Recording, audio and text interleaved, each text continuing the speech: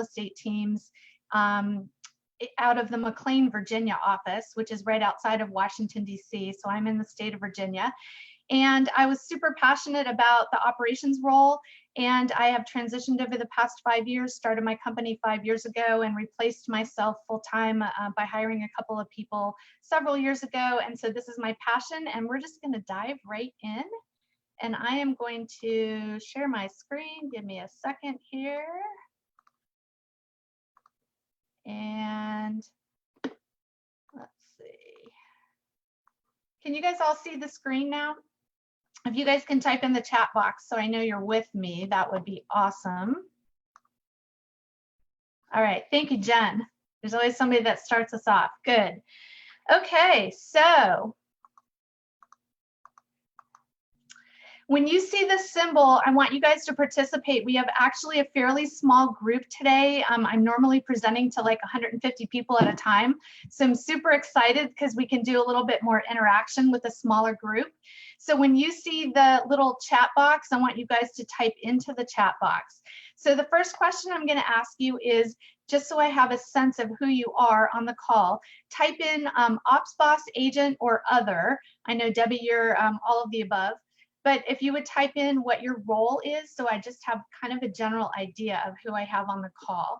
A lot of our material is going to cross boundaries between agent and ops boss, but I'm going to be really talking from the operations point of view since we haven't heard that very often. Okay, so we've got agent, ops boss, admin. Keep typing in. I know we have about 20 some people on here on the call. Good. So I want you guys to take your paper, take your laptop, take the notes in your phone, and number 1 through 4. 1, 2, 3, 4. Hey, Melissa, how are you? I'm so good to see you. And I want you to write down the numbers 1 through 4. And then for number 1, I want you to write mindset. Number 2, family. Number 3, team. Number 4, business. Okay, so 1, 2, 3, 4. Mindset, family, team, and business. Now the goal is over the next hour or so that we spend together that you are going to take one action item as a result of our time together for each of those areas. So we are now going to talk about pivot like a boss. And before I start, I want to get an idea of mindset. Now I'm in the state of Virginia.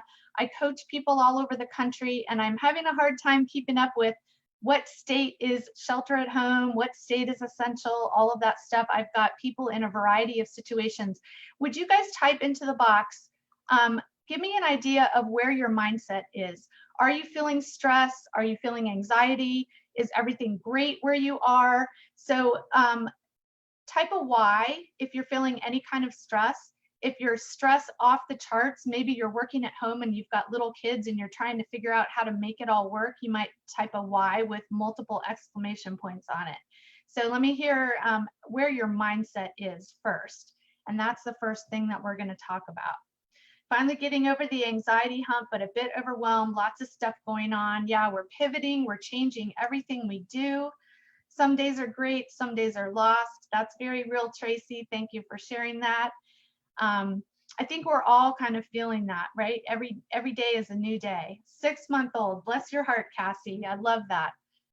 Working from home, getting used to the new normal and keeping myself accountable. All right, so let's dive into that first. So pivot like a boss. I'm going to give you, for each of the letters in pivot, something to think about. So the first thing is pay attention to mindset, right?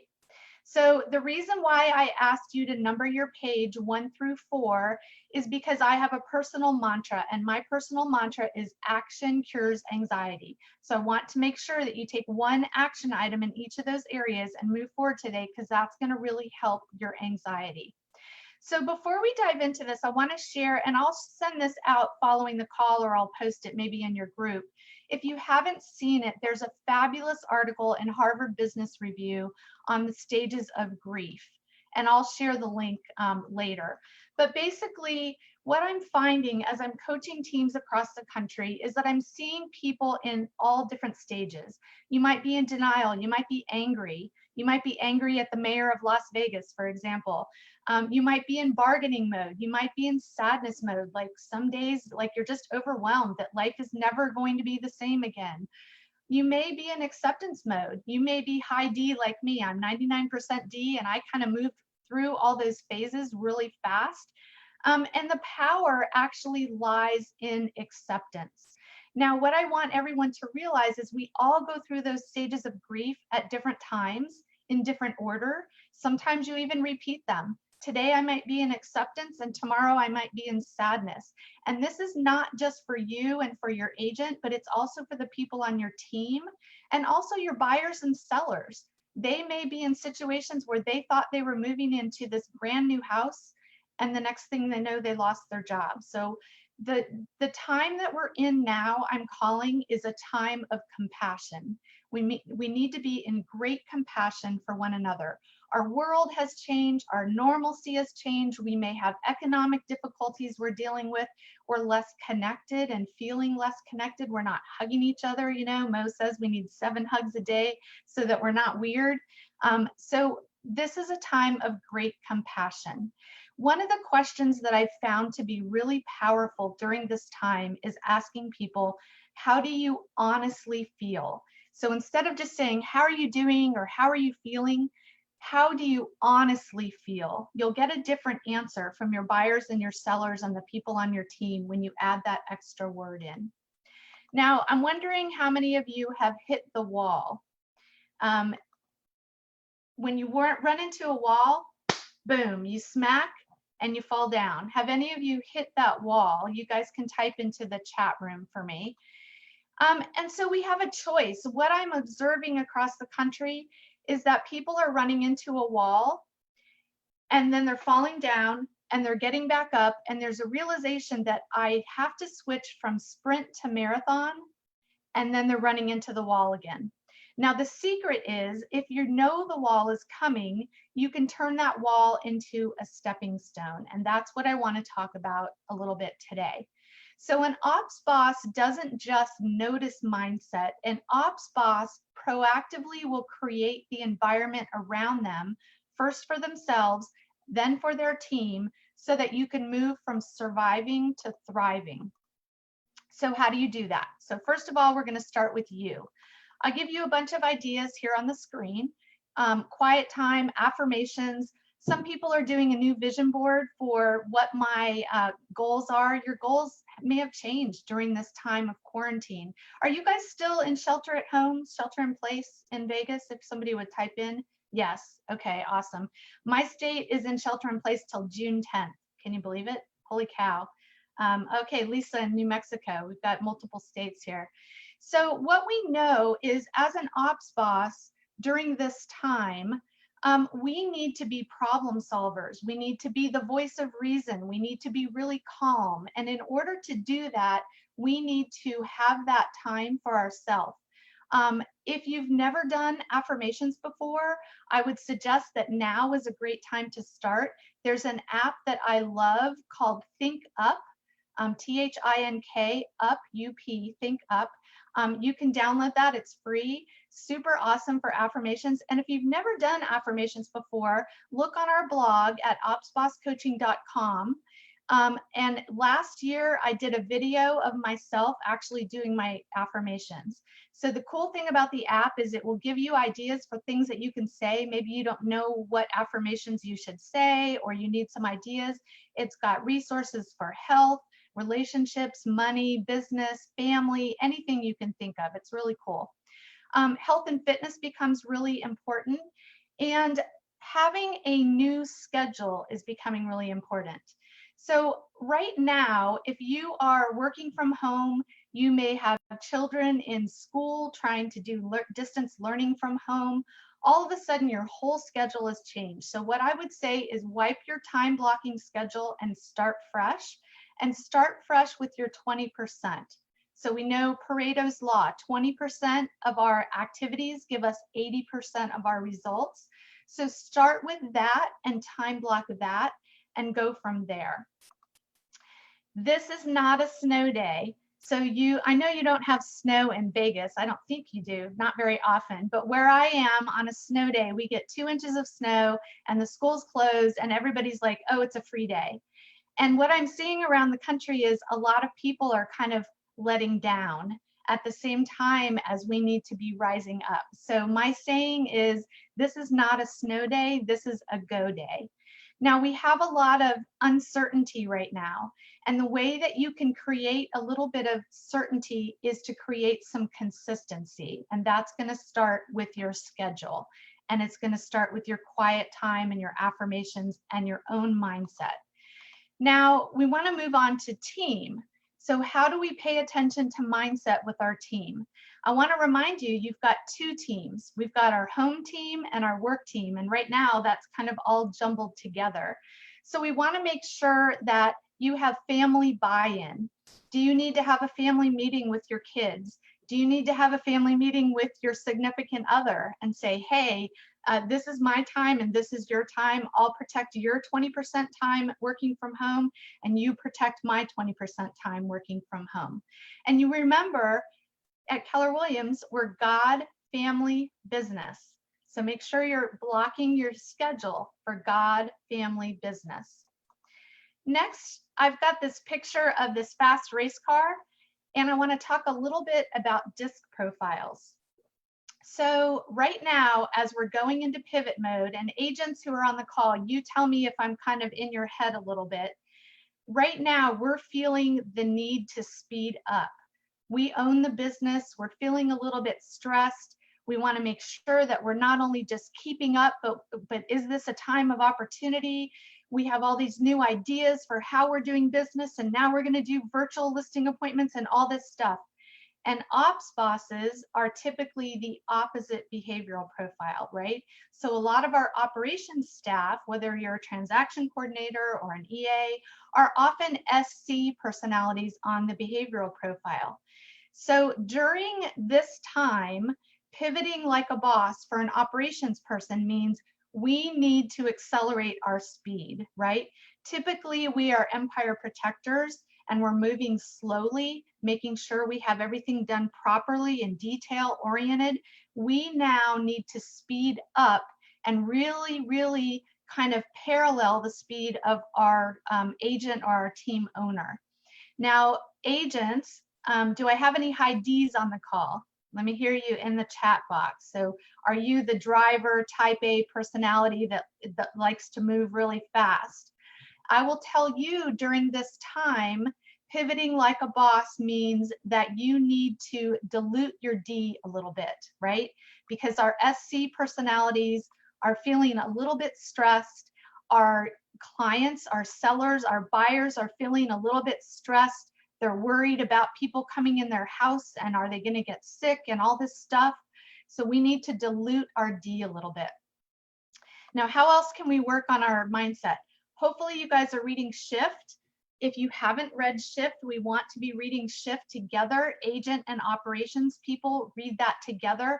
There's some awesome operations stuff in that book, and we're going to talk a little bit about that later. One of the things that I'm finding really important right now is that there's been a little bit of a pause. Now, I don't know about New Mexico and Las Vegas, but what I'm seeing is there's, in my market, for example, April was down 40% in new listings, down 40% in contracts in our MLS. So we may not be winning at results right now. Normally we're looking at what are we putting under contract? What are we closing? What's my GCI?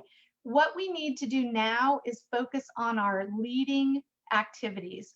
What are we putting into the database? What are we putting into our opportunities in KW Command?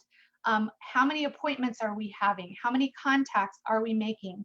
And in order for our mindset to be good, operations people, I want you to share the wins and make sure you're sharing them with your team, sharing them, texting with your agent, whatever your team looks like, and sharing them on social media so your clients see that you're actually doing business too, because we want to pay attention to our clients' mindset now. So even if you don't win at results right now, you can win at activities right now. If you win at the activities now, you will win at the results as we start coming out back into doing business in a different way and not being from home. So in terms of mindset, I want you to establish your new normal, and then you're going to be ready to pivot again, because we've seen it already. What the mayor says one day or the governor says one day changes the next day, or the president puts something to effect. I had the privilege of reading a lot of the notes from Gary Keller's masterminds from last week, and Gary is telling us something I believe is really, really on target, which is now that the government has done this once and put us under quarantine, it's likely to be something that they do again. So we need to make sure that our mindset is prepared that we may need to pivot again, right? All right, so next one is pivot like a boss is I. If you don't need it, slash it. Now I want you guys to type into the chat box, if you have cut your expenses, how much have you cut out of your expenses? If you haven't cut your expenses yet and you're waiting, let me know that too. So I want to see you guys all typing into the chat box.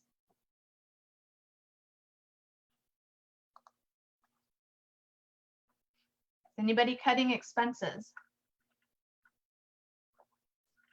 Whitney, how much is quite a bit? Give me a guesstimate. Is that $600 a month, Leah, or $600 perfect a month? Tracy, I've cut some. I'm pretty lean to begin with. Awesome. So I'm starting to get some questions from people about expenses. When should I cut my expenses? Now we're pretty far into this pivoting, this shifting market. So you probably have cut some expenses now. If you haven't cut expenses, my answer to the when to cut is, it's kind of like we used to say about elections in Boston.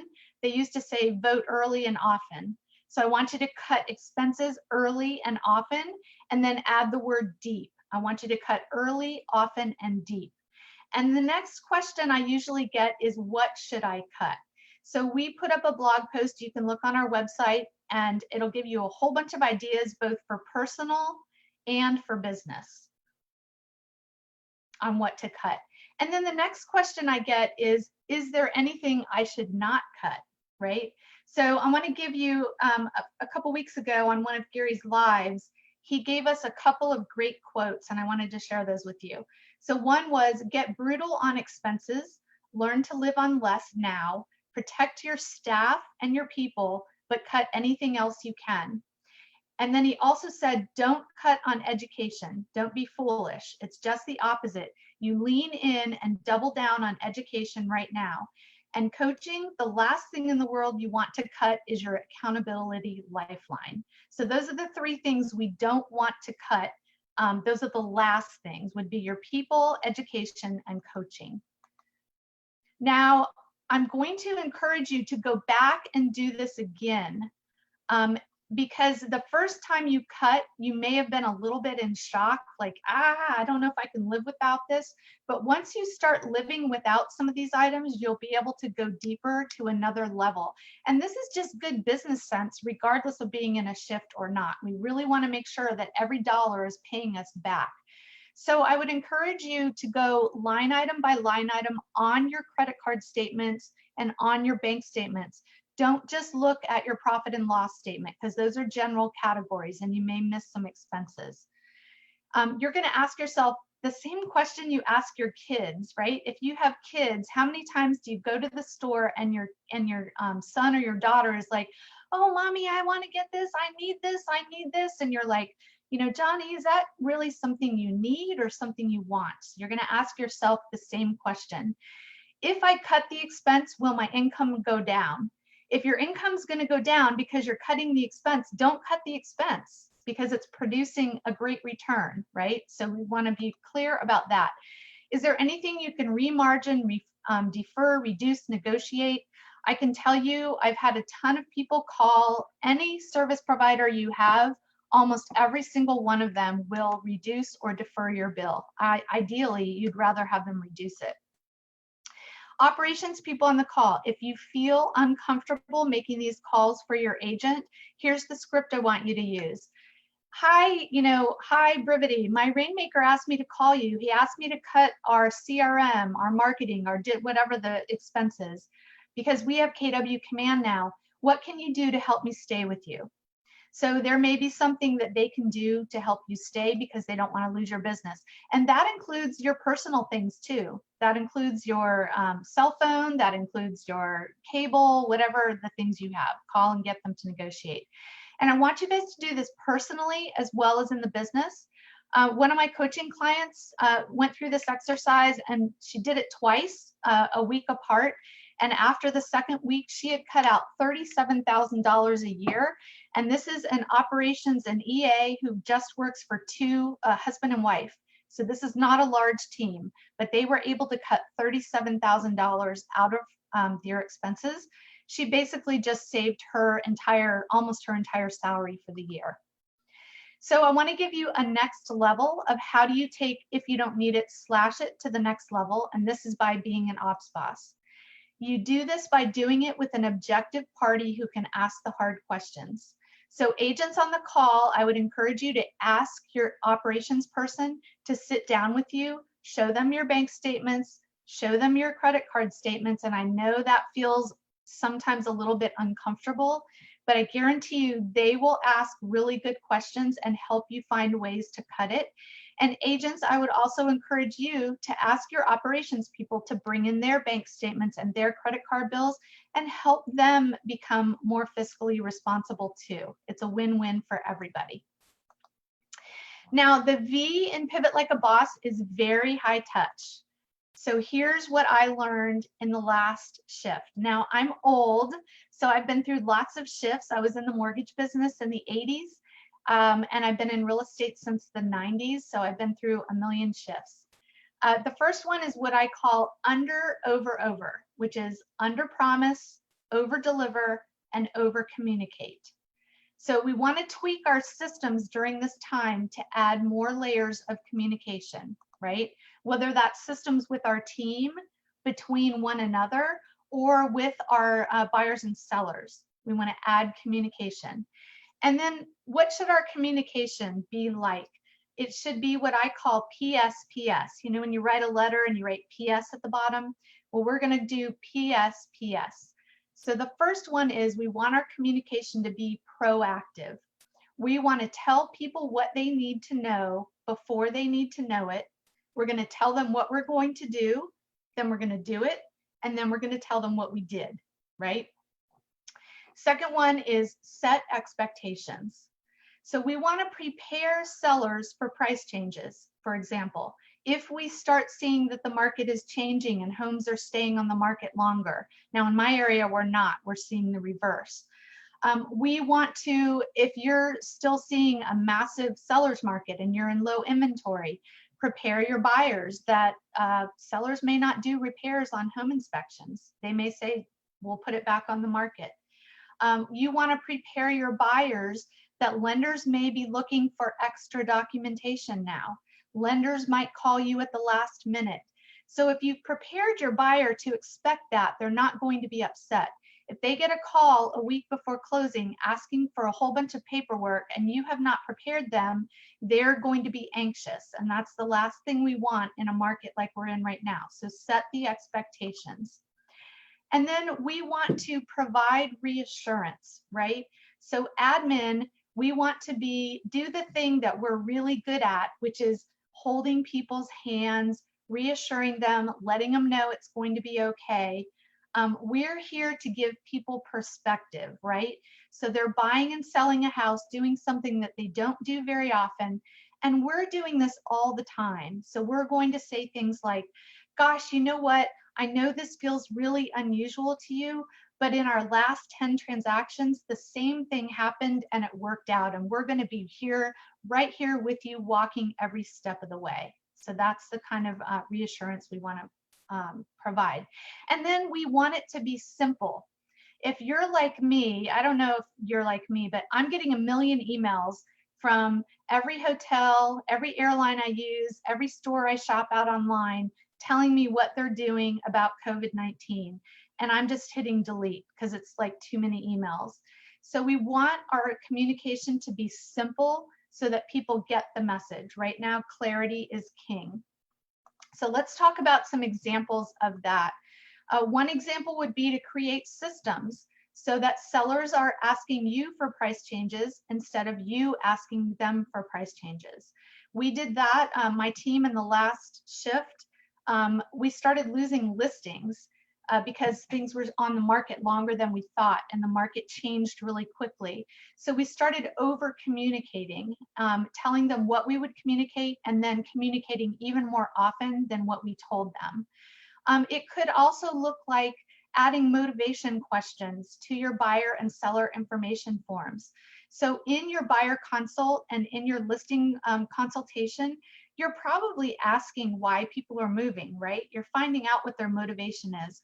But what we found is when we actually put it on the form, when they're giving us their contact information, there was something about them actually having to type an answer that we got all kinds of really meaningful information. And during a shifting market, we only want to be working with the most motivated buyers.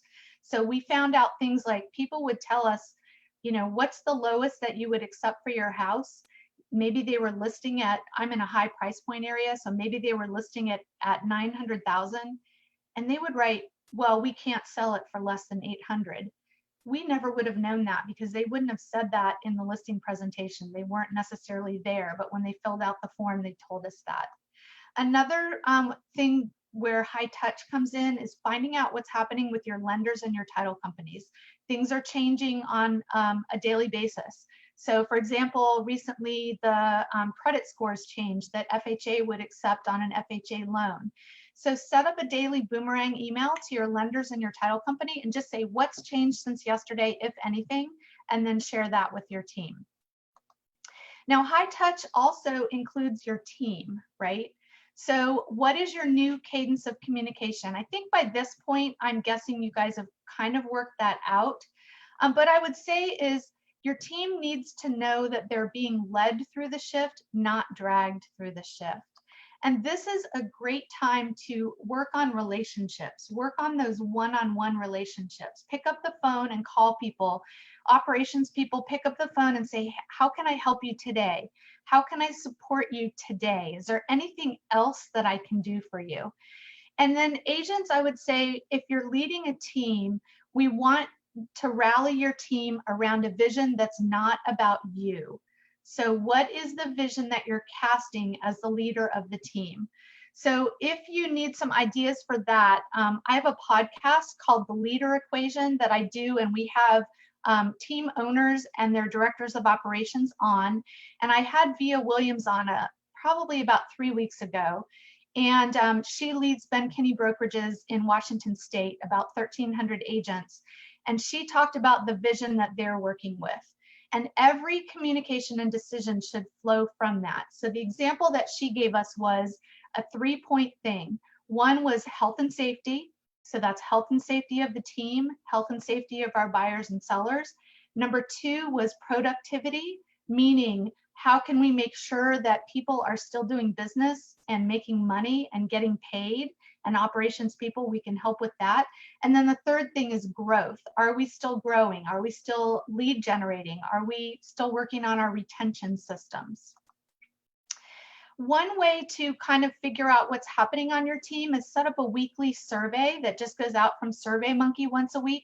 On a scale of 1 to 10, how are you feeling this week? Is there anything you want to share for me? Sometimes people won't fill anything out, but you'd be surprised when people are kind of struggling. They won't necessarily proactively come tell you, but if you ask them how they're doing, they'll share it with you. And it's really, really important to be in tune with our people right now.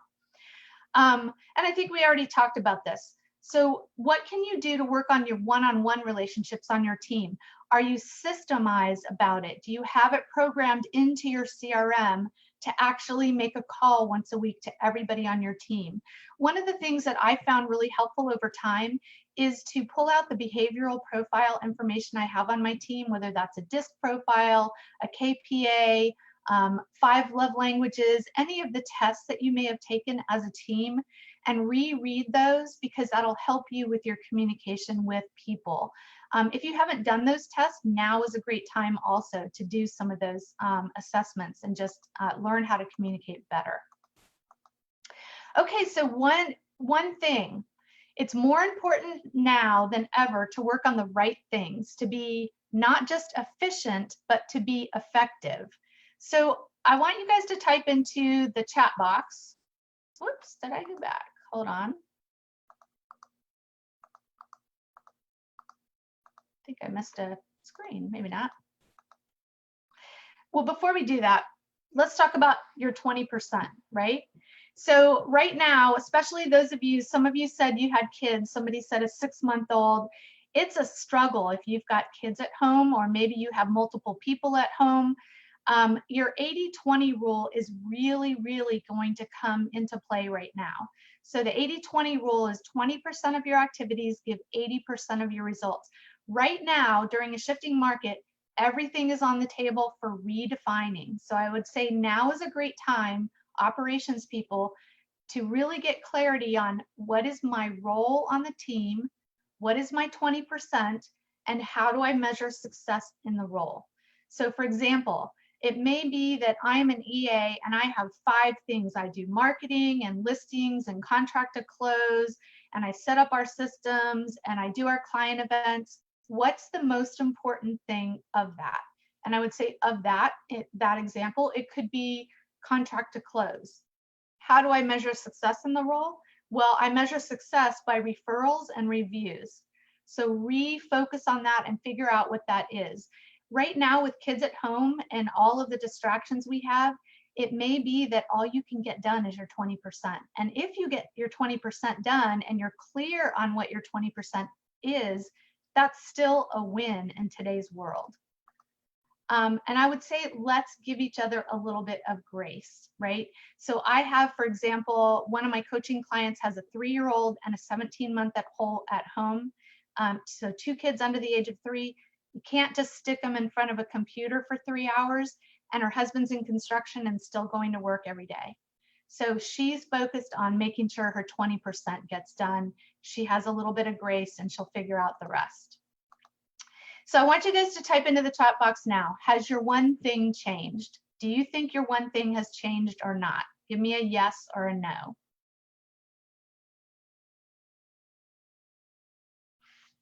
Has your one thing changed?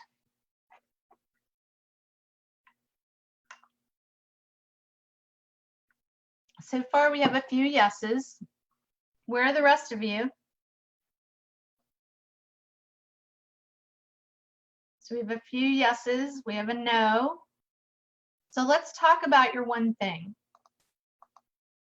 So agents, it's always been lead gen, it's still lead gen, but now it's doubling down on lead gen, right? So your one thing is is not changed, but how often you do it and how much of it you do has changed. Now, doubling down on lead gen doesn't mean you're going to double your business. Doubling down on lead gen means you're going to maintain your business. Now, ops bosses, here's how I look at it. So we talked a little bit before about empire protector and empire builder. I would say that prior to the shifting market, you were clearly an empire protector. In a shifting market, you are going to evolve into both a protector and a builder. And that's where I talked about the speed of, we need to accelerate our speed. And so I call this an intrapreneur, right? So the team owner, the agent is the entrepreneur. They're the business owner. They're the ones taking all the risk. They have a higher reward for the higher risk. And we were the empire protector, and now we're going to evolve during a shifting market into an intrapreneur, which means that we don't have the risk, but we are going to operate our business as if we're the business owner and think like a business owner. So let's talk about what some of those things might look like. So an empire protector, our job is the agent's 80%, right? We're going to take everything off their plate except lead gen and income generating activities. We are going to do things like watch the expenses, right? We've already cut expenses. We're going to get those deals closed. We're going to hold people's hands, we're going to solve problems, and we're going to be the greatest TCs ever. We are going to build systems, right? Building systems is a protector, can be a protector activity. So an example of that in today's world would be, are we gathering scripts for our agent that are applicable to today's world, right? Because we're not using the same scripts that we were using 6 months ago. So what are we using today, and are we incorporating those into our ops manual, into your G Drive, wherever you keep it?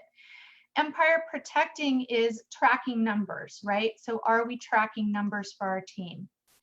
Now, an empire builder, I'm going to give you some examples of this. One of the things that we've challenged our coaching clients to is a 5-5-5 challenge. So typically we think of lead generation or prospecting as an agent's responsibility. In a shifting market, it's all hands on deck, and operations people, here's what we're going to do. We're not going to do lead gen. We're going to do what I call love gen. So we're just literally reaching out to people. Hey, how are you? Is there anything I can do to help you?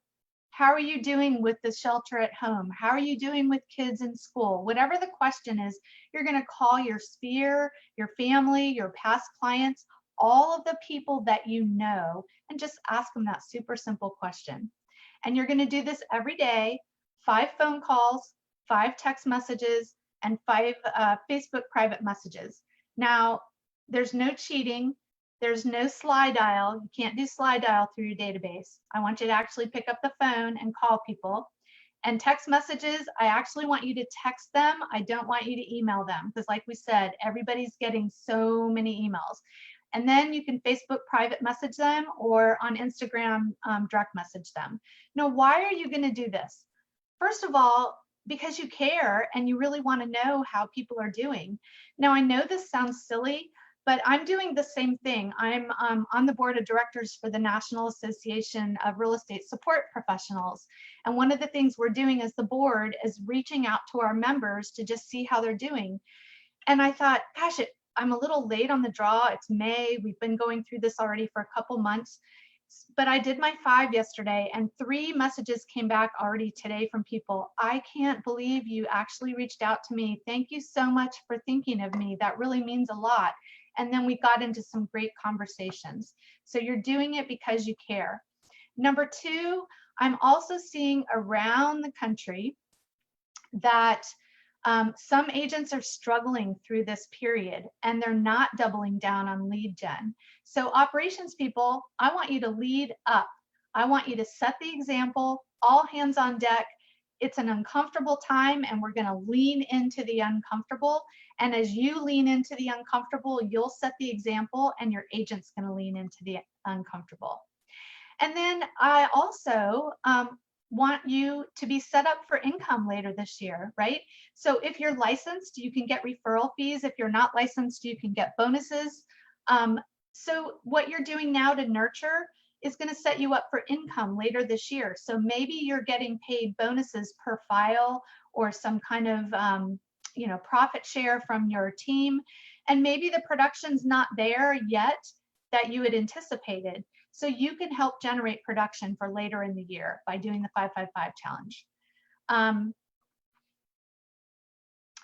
So if you've already called people and you've already gone through your database, follow up now with handwritten notes to everybody that you talk to. And you can do one of 2 things. You can do one, it was so great to catch up with you. It's been too long since we talked.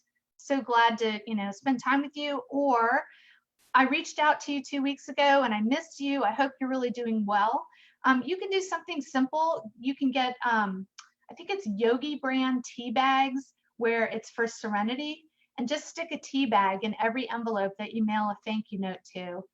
Or you can buy seeds, forget-me-not seeds, and just stick a pack of seeds in there. When people get something different in that snail mail envelope, they'll remember you because you're different. So I'm wondering if any of you want to step up and be willing to participate in the 5-5-5 challenge. If you are, I want you to type a yes in the box. We'll see how many of you are brave. Now, agents, you need to raise those numbers. 5-5-5 is for our ops bosses, right? Because the majority of the day we're doing other things than lead gen. So we're going to do 555 for ops bosses, and agents, you pick the number if you're an agent and tell me how many you're going to do. 20, 20, 20, whatever that is. Good. Awesome. Go Tracy, Jen, Leah, Whitney. We've got some yeses coming in. Awesome. Leah's going to do 20, 20, 20. All right, Debbie, I'm going to ask you to hold these ladies and gentlemen accountable in your group. So when you guys do it, I want you to post in your Trending Together group so we know that you're actually doing your calls. Now, I will tell you, it's going to feel like you're not getting anywhere. And then all of a sudden it will turn into appointments. So I had an ops boss, the same ops boss I told you that saved $37,000 in expenses. Her second week of doing 555 had 2 buyers sign buyer agreements and a listing, sign a listing agreement. So this does work. What else for Empire Builder? So we're still talking about your one thing for ops bosses. So an Empire Protector is going to take things off their agent's plate. An Empire Builder is going to hold their agent accountable. So I want you to ask your agent, do you want me to hold you accountable? How would you like me to hold you accountable? What does that look like? Empire Builder also means that you're looking at your leading indicators and adjusting your activities. So that means that you're tracking your numbers. You should be tracking your contacts and tracking your appointments. And what I suggest that you do is, if you were tracking last year, look at where you were last year, especially April. Take April's numbers last year. How many appointments did I have? How many contacts? And where are you this year? And see whether you need to adjust. So you may have had a little bit of a lag time in March and April while you were figuring out how to do virtual appointments. And now you may need to accelerate and do a little bit higher numbers to get the results that you want. Empire Builders also means taking your systems and leveling them up, being accountable to results. Now, the result is not just implementing the system. The result is, what is the system doing for the business? Is the system generating income? Is the system saving us money in other areas? So for example, if I move to Command, can I leave whatever my other CRM is and save us money? Or I'm implementing a new client care, client touch, client event system virtually. Is that actually generating leads? Is that actually generating closings? That's leveling up. Now I'm going to give you 4 rules for systems. So first of all, we want to simplify. Okay, give me a second. I need to catch myself up. I love this paragraph from Shift. No more paperwork for paperwork's sake. No more detail for detail's sake. Complexity kills. And the other quote is, what is the least you have to do now so you can get the most done? So sometimes we keep building our systems and we keep adding on, and they become almost so complicated that it defeats the point of even having a system in the first place. So now is the time to go back and make your systems as simple as possible and as automated as possible. I want you to put yourself in your agent's shoes. And remember, when we go back out into the business world and they're doing business from their car, they're doing lead gen on the way to a doctor appointment, they're getting things signed virtually. How can you make the system as easy for your agents as possible and get the results still that you need in the systems?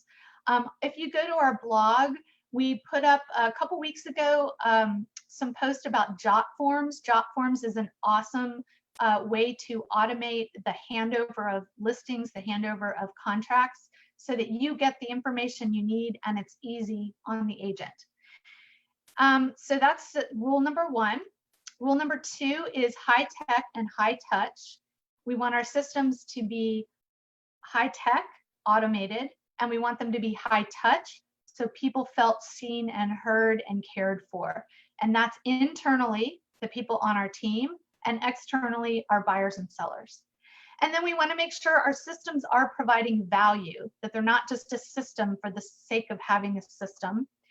And we want them to generate money, right? So I think you guys had Stephanie out there last year teaching Be a Boss. So you know we have a 3X rule, right?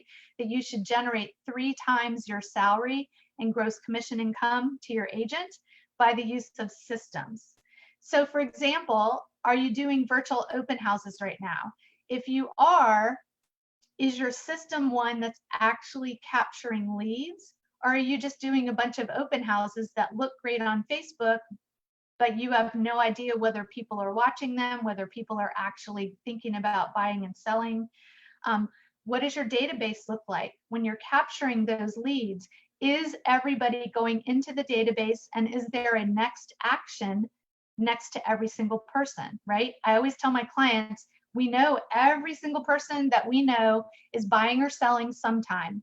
It might not be until they die, but they're going to buy or sell sometime. So do I have a follow-up call scheduled next week, next month, in 6 months, in a year, whatever that next action is, to check in on them? They might be buying 2 years from now when their son graduates from high school. Do you have something set up to follow up with them? So here's some other questions I would ask you. Now you're doing virtual events. Have you built your new playbook so that you can replicate those virtual events going forward? We've already talked about capturing leads and next actions. Here's some other ideas, and you guys can type in the chat box here if you want about how you're filling your funnel and how are you touching your clients. But these are some ideas that I've seen from my coaching clients. One of the ones I saw this week that I really loved was senior signs. So you know how everybody's graduating from high school and there's no high school graduation, or they're graduating from college, there's no college graduation. They're making just like the directionals that we have in front of people's houses. And at the bottom it says, you know, provided by, you know, the Debbie Z team, whatever it is. And it just says, congrats, class of 2020, hashtag quarantined, or whatever you want to make the hashtag. You guys can be creative. So these are just some other ideas. Yard of the month, people are using that same directional sign and choosing a yard of the month in the area that they farm, and then sending out a postcard asking people to vote online, where they can capture names and email addresses, vote online for the next yard of the month in their neighborhood. So that's if you are farming certain neighborhoods. And I'll send these notes out to whoever registered for the call so that you guys have the rest of these. I would also remind OpsBoss is your sphere in the team database, and have you updated that? Have you gone through your cell phone to put everybody into your agent's database so that you can make sure that you're touching them? Now, I would remind you, you need a new time blocking schedule to reflect your new one thing. So OpsBoss is if you're evolving from protector to builder and you're participating in our 555 challenge, make sure that that appears on your calendar, because if it doesn't appear on your calendar, it won't happen, right? Okay, so T, we're getting near the end. T is take the opportunity. So I want you to type in the chat box, how old were you when 9/11 happened? How old were you when 9/11 happened? Were you in school? Were you working? Curious about that. So we have a couple, let's see, some people still in school, 7th grade. Jen, 21. So most of you who are responding were still in school. Good, I'm old too. Wait a minute, that means I'm old. So the reason why I'm asking you that is, for those of us who are older, 9/11 is the biggest pattern interrupt that I remember in my recent life, right? So my kids were in school like many of you. But a pattern interrupt doesn't have to be a bad thing, right? A pattern interrupt is an opportunity time where we get to choose new patterns.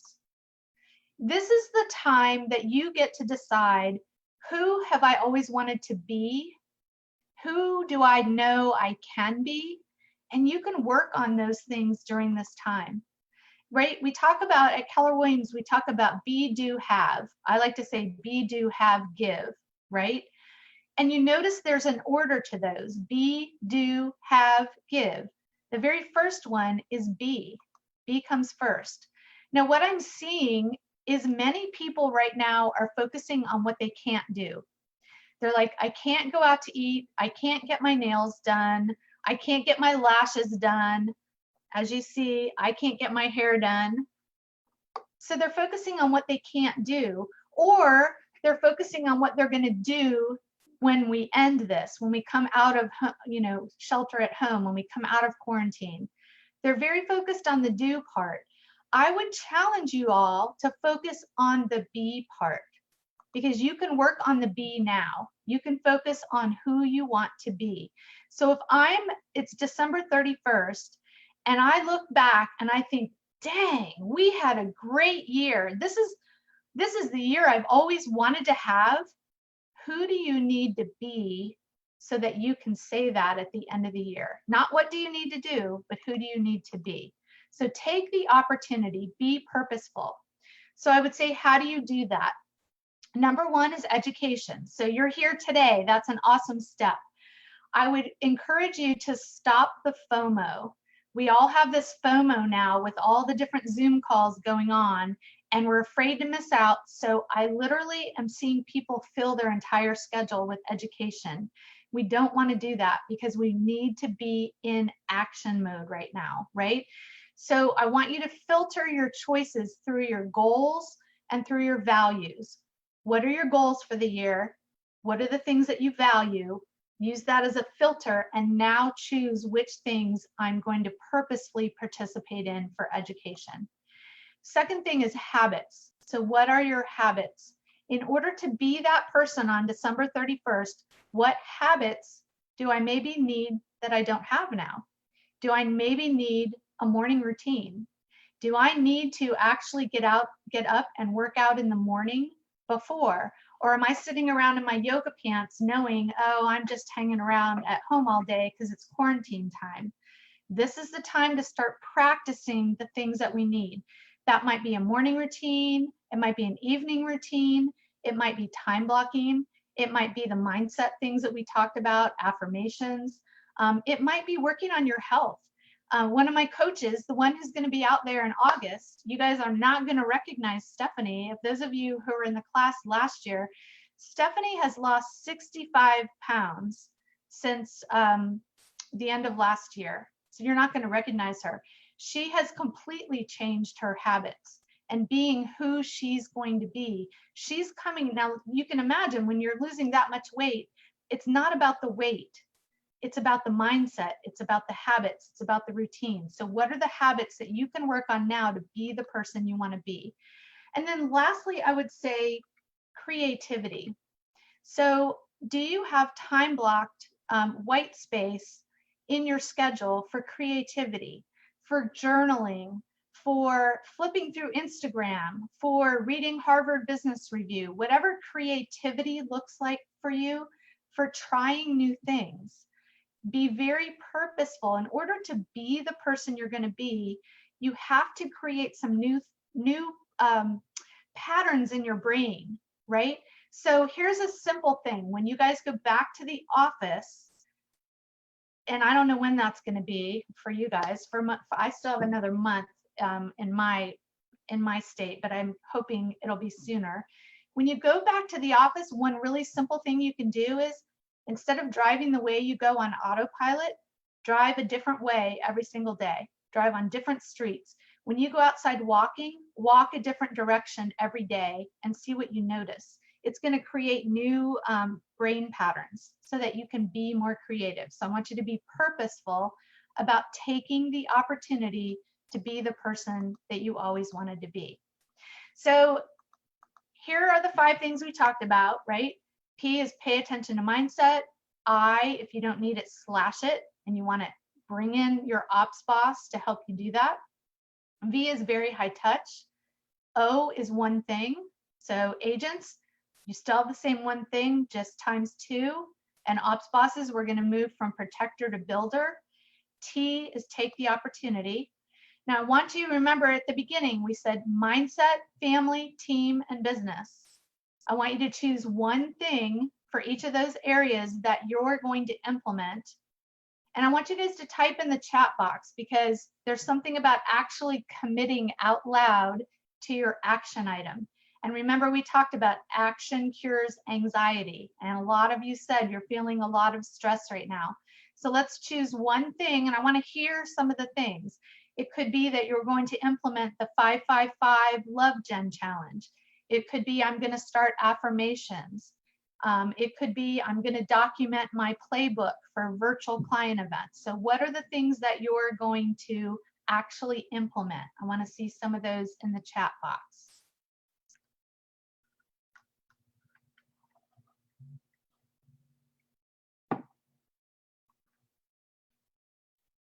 Don't be shy.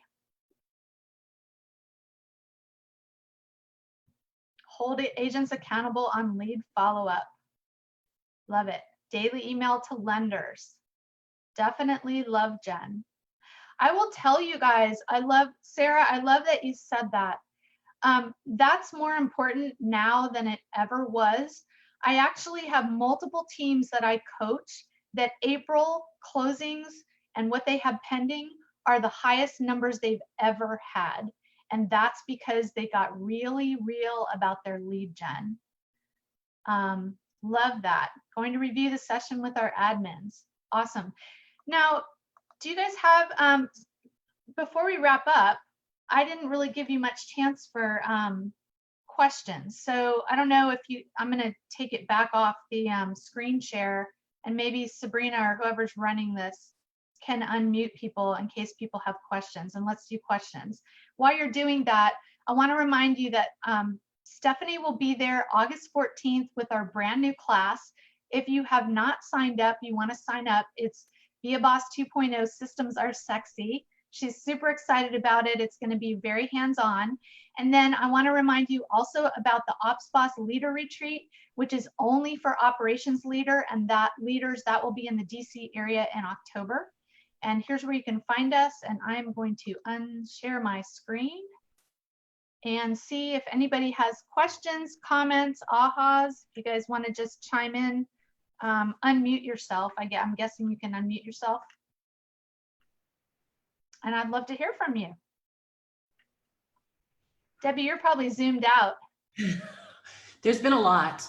It's been back to back. So there definitely has it. I think we have a bunch of people on Bold Pivot today. And I think people now are at a point where they're picking their Zooms and then they're going back and watching them later too.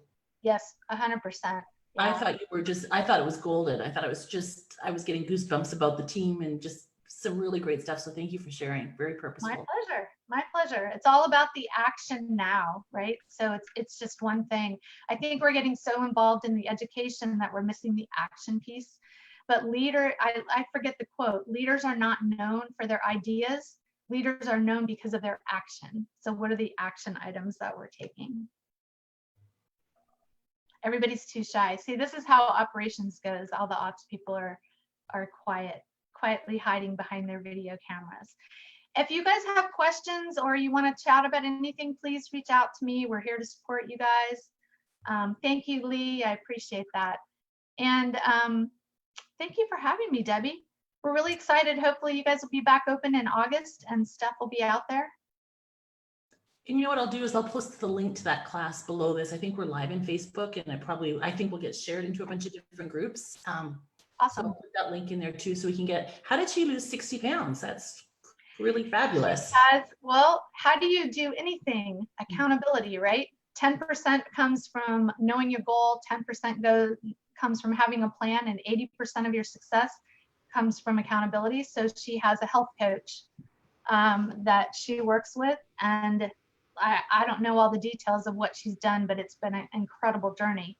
Fabulous. I literally barely recognize her when we Zoom. Wow. Yeah.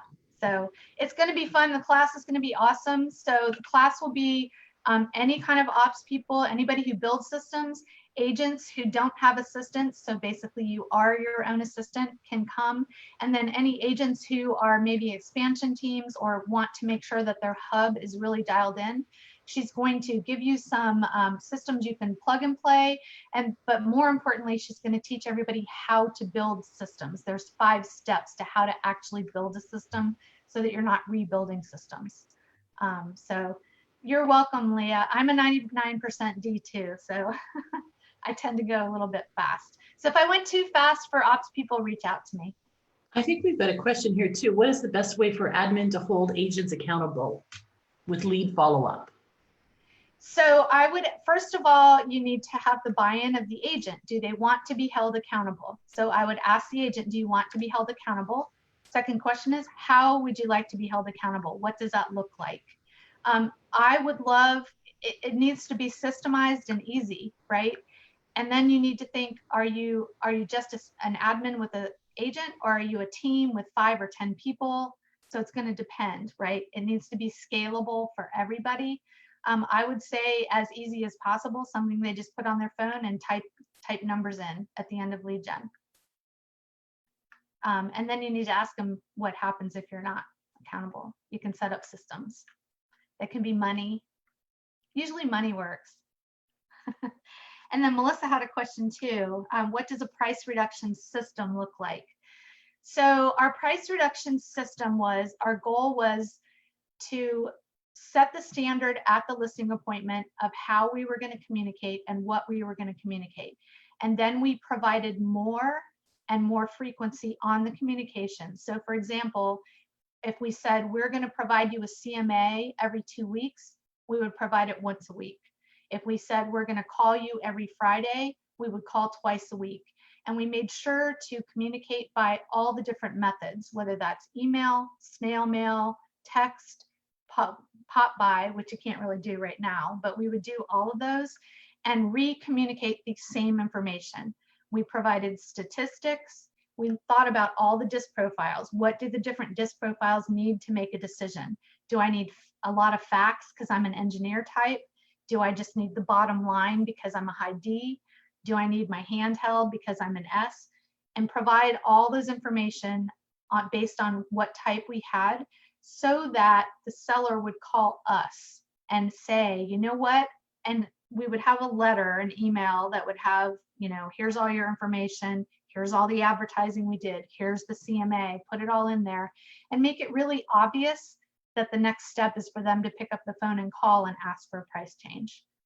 And I'd say we hit it about 75% of the time. You still have 25% that think their house is better than everybody else. It's real. So awesome. Any other questions? Otherwise, I think we'll probably let you guys implement. Thank you, Christy. It was a fun hour. We really appreciated the time, and it's nice to hear you too. I mean, it's different from Steph, but you guys have you're solid in what you're doing. Your systems are the same, and the strategy, you can tell it's all kind of together. So excited to have her here in August. I'm excited to have her here too. So awesome. Yay. And thank you guys so much, especially to the agents for doing this with your ops people. Our operations people are the backbone of our success. I'm so passionate about the career. Those of you guys who are ops bosses, what you can do with this position, if you help your agent grow and prosper, you will grow and prosper too. It's a huge opportunity. I'm just super passionate about it. So please reach out to me if we can support you. And otherwise, Stephanie will be out there in August. So make sure you get your tickets. And thanks for having me, Debbie. Thank you. Thank you. All right. See you guys later. Bye. Thank you.